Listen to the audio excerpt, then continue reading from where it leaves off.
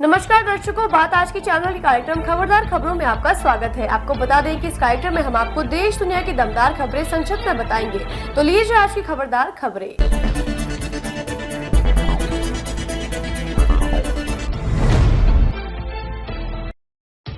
3 नए criminal law के खिलाफ किसान अब दिल्ली की ओर कूच करने के लिए तैयारी में है। किसान मजदूर मोर्चा और संयुक्त किसान मोर्चे ने इसका ऐलान किया है। उन्होंने कहा कि 15 अगस्त को स्वतंत्रता दिवस के मौके पर किसानों की ओर से देश भर में ट्रैक्टर मार्च करेंगे। कल की प्रेस कॉन्फ्रेंस में किसानों को संधू और शंभू समेत दिल्ली के लगते बॉर्डर पर पहुँचने की अपील की गयी है। ये भी फैसला लिया गया है कि 15 अगस्त को ही तीनों नए क्रिमिनल लॉ की कॉपी को भी जलाया जाएगा।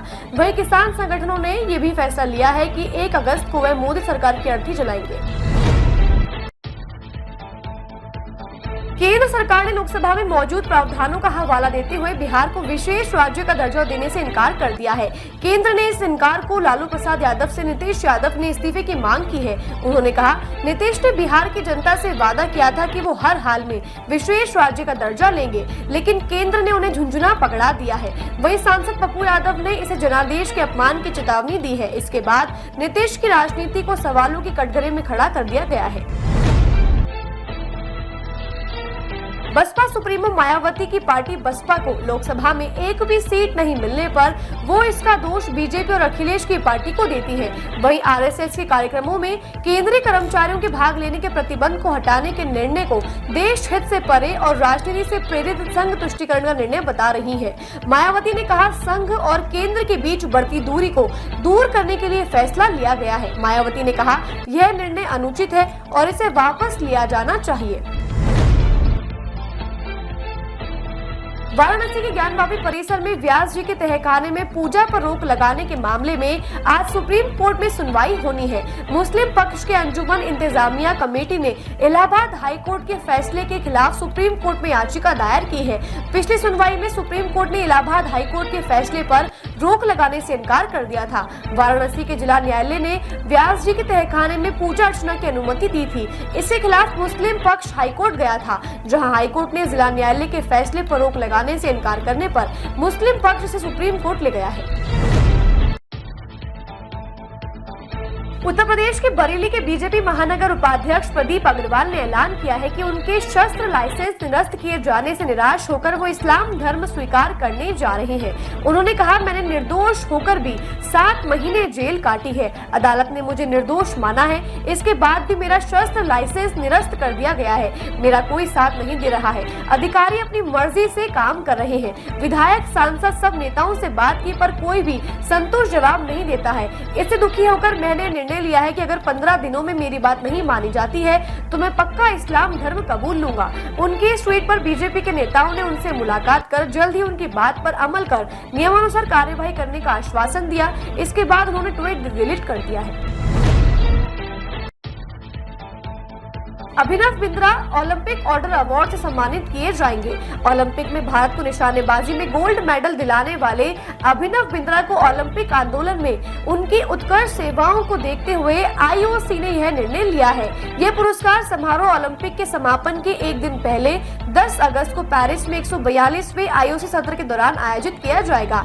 आईओसी अध्यक्ष ने इस बाबत एक पत्र अभिनव बिंद्रा को लिखा है और उन्हें इस समारोह में उपस्थित रहकर इस सम्मान को स्वीकार करने का आग्रह किया है।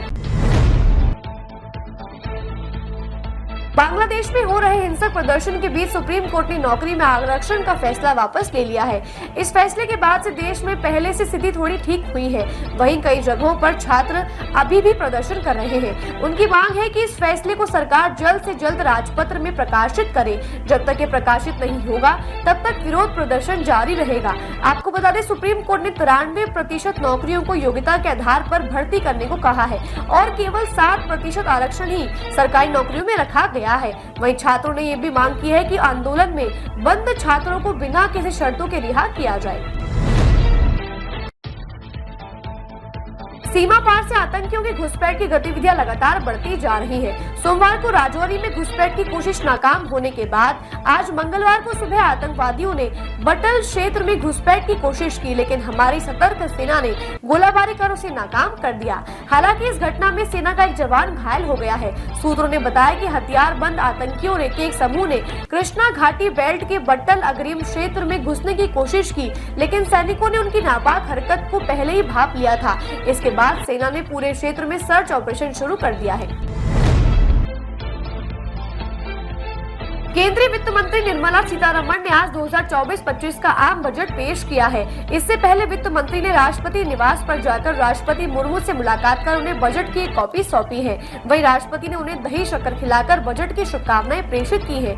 इसके बाद वित्त मंत्री संसद भवन गई, जहां केंद्रीय समिति ने बजट पास किया है। उसके बाद वित्त मंत्री ने अपना 7वां बजट संसद में पेश किया है। बजट में पूर्वोत्तर राज्य के लिए पूर्वोदय योजना की घोषणा की है। वहीं उत्पादन सेक्टर में 30 लाख नौकरियां देने का प्रावधान किया गया है। बिहार, ओडिशा और आंध्र प्रदेश के लिए विशेष आर्थिक मदद देने की घोषणा की गई है। दुनिया भर में आतंकवादियों की सप्लाई करने वाला दुनिया का सबसे बड़ा आतंकी ओसामा को पनाह देने वाला पाकिस्तान ने इजराइल के पीएम नेतन्याहू को आतंकवादी घोषित कर दिया है।